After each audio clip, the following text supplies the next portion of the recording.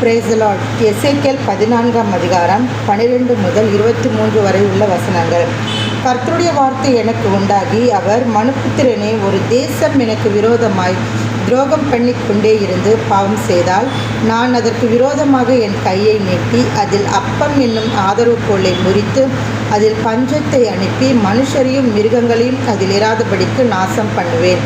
அப்பொழுது நோவா, தானியேல், யோபு ஆகிய 3 புருஷரும் அதன் நடுவில் இருந்தாலும் அவர்கள் தங்கள் நீதியினால் தங்கள் ஆத்துமாக்களை மாத்திரம் தப்புவிப்பார்கள் என்று கர்த்தராகிய ஆண்டவர் சொல்லுகிறார்.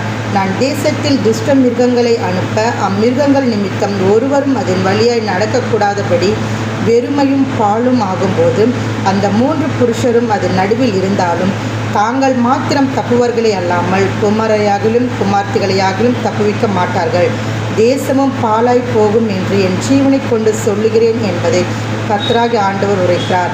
அல்லது நான் அந்த தேசத்தின் மேல் பட்டயத்தை வரப்பண்ணி, பட்டயமே தேசத்தை உருவப்போ என்று சொல்லி அதிலுள்ள மனுஷரையும் மிருகங்களையும் நாசம் பண்ணும்போதும் அந்த 3 புருஷரும் அதன் நடுவில் இருந்தாலும் தாங்கள் மாத்திரம் தப்புவார்களே அல்லாமல் குமாரரையாகிலும் குமார்த்திகளையாகிலும் தப்புவிக்க மாட்டார்கள் என்று என் ஜீவனை கொண்டு சொல்லுகிறேன் என்பதை கர்த்தராகிய ஆண்டவர் உரைக்கிறார்.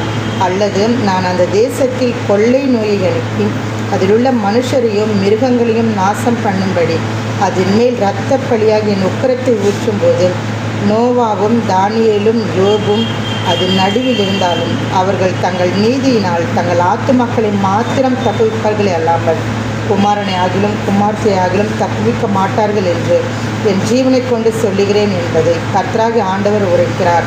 ஆகையால் கர்த்தராகிய ஆண்டவர் சொல்லுகிறது என்னவென்றால், நான் மனுஷரையும் மிருகங்களையும் நாசம் பண்ணும்படி எருசலேமுக்கு விரோதமாய் பட்டயம், பஞ்சம், துஷ்ட மிருகங்கள், கொள்ளை நோய் என்னும் 4 கொடிய தண்டனைகளை அனுப்பும்போது எவ்வளவு அதிக சங்காரமாகும். ஆகிலும் இதோ அதிலே தப்பி மீதியாகி வெளியே கொண்டு வரப்படுகிற குமாரரும் குமார்த்திகளும் சிலர் இருப்பார்கள். இதோ அவர்கள் உங்கள் அண்டைக்கு புறப்பட்டு வருவார்கள். அப்பொழுது நீங்கள் அவர்கள் மார்க்கத்தையும் அவர்கள் கிரியைகளையும் கண்டு நான் எருசலேமின் மேல் வரப்பண்ணின தீங்கையும் அதன் மேல் நான் வரப்பண்ணின எல்லாவற்றையும் குறித்து தேற்றப்படுவீர்கள். நீங்கள் அவர்கள் மார்க்கத்தையும் அவர்கள் கிரியையும் காணும்போது அவர்கள் உங்களுக்கு தேற்றவாய் இருப்பார்கள். நான் அதில் செய்த எல்லாவற்றையும் முகாந்தாரம் இல்லாமல் செய்யவில்லை என்று அப்பொழுது அறிந்து கொள்வீர்கள் என்பதை கர்த்தராகிய ஆண்டவர் உரைக்கிறார் என்று சொன்னார். ஆமென்.